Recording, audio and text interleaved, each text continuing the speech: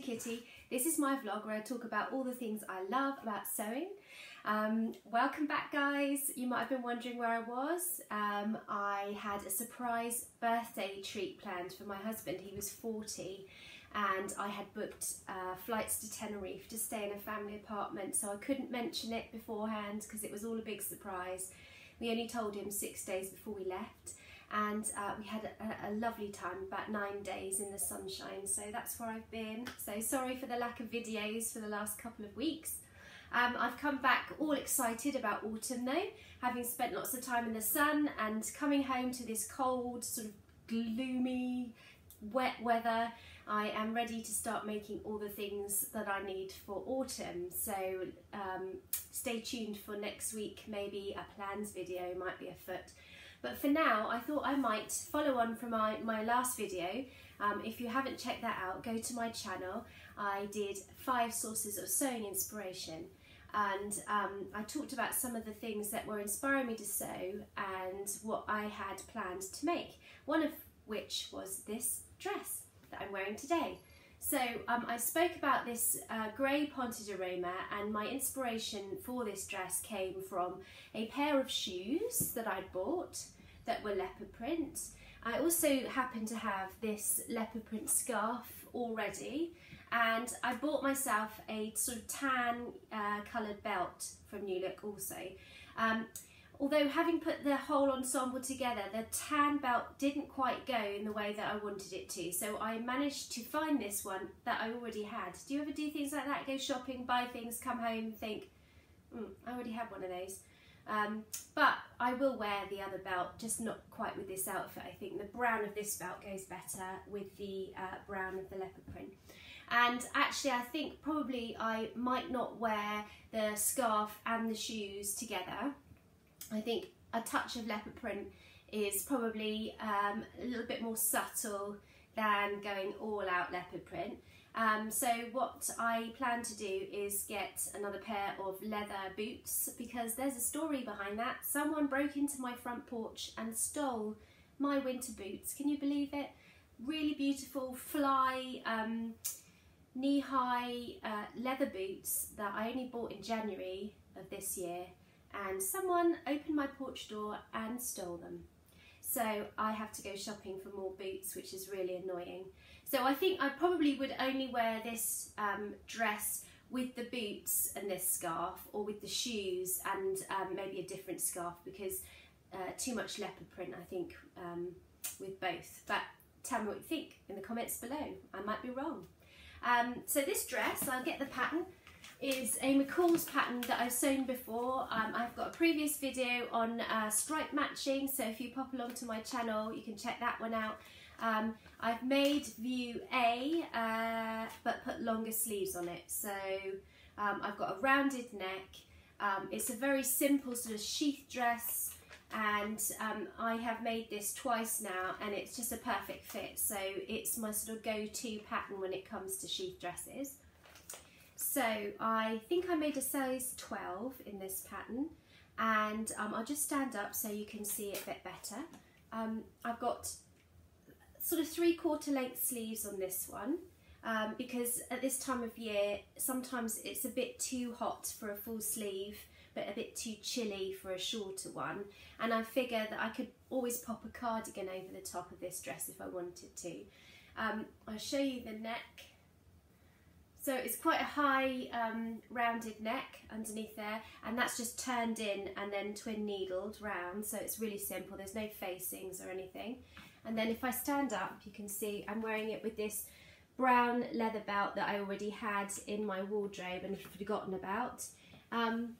It's quite form-fitting, but because it's a thick Ponte Roma, it doesn't show too many lumps and bumps. Sometimes thinner jerseys aren't so flattering, but a nice thick Ponte is pretty good for that sort of thing. I don't know if you can see there the twin needling that I've finished. The only thing I'm not quite sure about with this dress, and I'll insert some pictures of me wearing it full length so you can see, is whether I've got the length a bit wrong.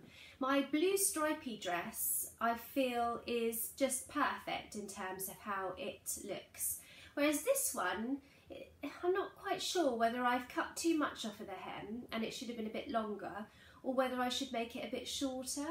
Let me know what you think, because sometimes it's hard to see it when you're wearing it yourself. It might be the perfect length, but when I put this dress on, it doesn't make me feel quite so flat. It doesn't look quite so flattering as the blue stripy one. So I'm wondering whether it's the length that's the difference. So yeah, this is my first make. I actually made it before I went away on holiday, and I can see that I'll probably live in this dress over the winter. It's really, really comfortable. I love anything jersey, and with a nice pair of knee-high leather boots, it's going to see me right through the whole season. So thumbs up to this pattern. Get yourself a copy if you like this style of dress, because you won't be disappointed. It really does fit well.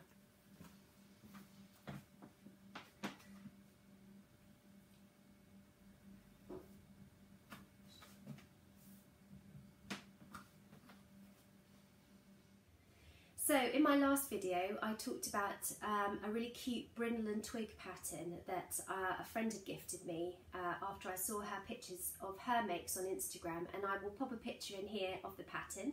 It's free, so go ahead and download it and print it out, because I'm going to tell you, it's pretty cool. My kids are going to get one of these each, but so far I've only made one, and this fabric came from Lovely Jubbly Fabrics, which is in Ferndown near Bournemouth or Poole in the UK. It's a sweatshirting, so it doesn't have much stretch to it, as a classic sweatshirting doesn't often have much stretch, but it's got this really cute dinosaur design on it, and I really liked the fact that the dinosaurs actually look like real dinosaurs rather than cartoons. So I only had to purchase ½ metre of this fabric. It was reasonably pricey. I can't remember exactly how much I paid. It might have been about £12 or £13 a metre. But check out online. They do online sales as well, so you could go ahead and buy yourself some. And you only need ½ metre. My son is 5 years old. He's quite a slight 5-year-old. This pattern I made was the size 4 to 5, I think, which is the biggest size that this pattern goes up to. And I paired it with some black Ponteroma that I had already in my stash, and also some black ribbing that I had in my stash for the sleeves and the bottom of the hoodie. The hood is lined also with black, and it's kind of a different design to hoodies I've made before, because it's kind of got this sort of head opening with the little bit that goes around the chin here. And that's the only thing you need to watch out for with this pattern. The head hole was nowhere near big enough when I first made it up. I think there's another maybe centimetre and a half here usually on the pattern, and I don't know whether my son's got a massive head or something, but he could not get it over his head, and every time we tried to take it off it was getting stuck on his chin, and it was putting him off wearing it. So all I did was just modify the amount here by shaving about, I think, a centimetre, maybe a centimetre and a half off, and now it does go on and off over his head comfortably, and he's really keen to wear it, which is good. So yeah, it's got a little pocket on the front, proper classic hoodie. I've even pattern matched my dinosaurs, if you can notice there.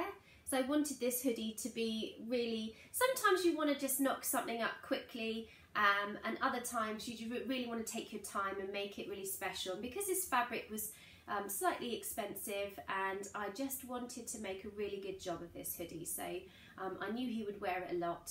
And with the pattern matching on the front there, I think it really helps to the pocket to blend in with the hoodie. So yeah, he's really pleased with that. Great pattern. There's loads of really great free patterns on the internet, and sometimes I feel a bit cautious about having to go with free patterns, because you're never quite sure whether it's all going to come together nicely in the way it's supposed to. But that's why Instagram is great, because you can check out other people's makes before you go ahead and have a go yourself. So big thumbs up. I know Brindle and Twigg do quite a lot of kids' clothes, so it's worth having a check out of their website. I will now move on to my last make, so hang in there whilst I go get changed. So this is my last make, which was the toaster sweater. I talked about this pattern that came free with my Sew magazine, and it's the K8529 Simplicity, and it's actually in collaboration with Sew House 7, who the original toaster sweater was designed by. Like I said, Sew magazine, you hit the nail on the head this time. This is the sort of thing that I really like to get free with a magazine. You know, a nice pattern that you can make over and over again. And I have made my sweater using some, I don't know whether you call it sweater knit jersey. It's really soft. It almost feels sort of woolly, like a jumper. And this came from Fabricland, and was only about, I think, $5.99 a metre or something, really inexpensive. So I think I bought 1.5 meters because I wasn't quite sure how much the pattern, I forgot to take the pattern with me, and probably only just used, yeah, slightly over 1 metre. So I'm really pleased with this make. I've worn it loads already. I will stand up so you can see. It's got a funnel neck, and I talked about the fact that I was slightly concerned that this fabric maybe didn't have enough structure for the funnel neck, and it probably doesn't actually. And I don't think that matters too much because I really like the jumper the way it is, but the next one I make will be with something slightly more rigid, so that this funnel neck you really get to stand up, because it's a nice design feature, I think, and the way it's made is really lovely. It's sort of got like a self-facing that you turn inside when you stitch it all up. The sleeves, I probably was a bit enthusiastic and took maybe a tad too much off the sleeve length, unfortunately. When my arm is down like that, it's fine, but it does ride up tiny. It's kind of like that really annoying, not quite bracelet length, not quite full length. So maybe I shouldn't have perhaps taken the inch off the length that I did, but, and it's not going to stop me from wearing it, just the next one I make, I probably won't alter the sleeve length at all. The length in the body I might alter slightly because it is quite a short top, and that's fine because my natural waist is up here somewhere, so it's not that short. When you lift your arms in the air, it does, oh, my pockets are sticking out, it does ride up a little bit. These are just some ready to wear grey jeans that I like to wear it with because the grey in the jumper and the grey of the jeans looks nice with a pair of black shoes. Yeah, and it fit really well. There's a lot of ease in this pattern, as with a lot of the big four patterns. I don't know why they include so much ease. It drives me bonkers. I think what I ended up doing is what I usually do is measuring, using my measurements, looking at the pattern to see what size that may be on the pattern, and then thinking, really? And then measuring the pattern pieces.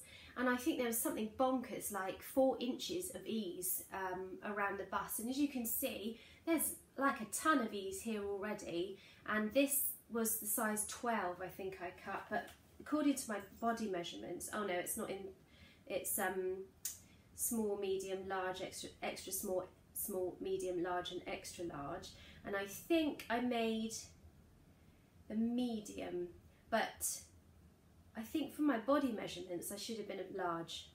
I should have made a note really, so I could have told you, but just be aware if you do make this pattern up, there is a lot of extra ease. So just use a tape measure and measure the pattern pieces and take away your seam allowances and then just check, because I think that would have ruined this jumper for me if it had been a whole nother size bigger, because it's already reasonably roomy.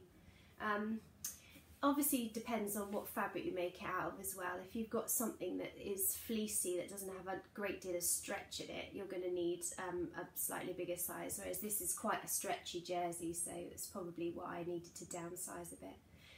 But yeah, I've worn this jumper tons. I really love it. I know I'm going to make more of these, and I'm really pleased that Sew Magazine put such a cool pattern in their free in their magazine.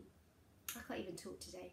It's because I've been on holiday. I'm not really in the zone, so bear with me. So I've got something else exciting to tell you about. I have got a new little friend in my life. See if she will come in here. If not, I'll have to go and get her. Jinxie! And the dog's like, me? Me? I shall go and get her. So say hello to Jinx. Jinx was my husband's 40th birthday present from my mother-in-law. He loves black cats, and we haven't had a black cat for years. Our last cat sadly got run over, and it was so upsetting that we all had a bit of a break from having a cat. But now she's in our lives, we all love her. Even the dog likes her, which is an achievement really for a dog to like a kitten. And she is a full-on Jinx. She's living up to her name.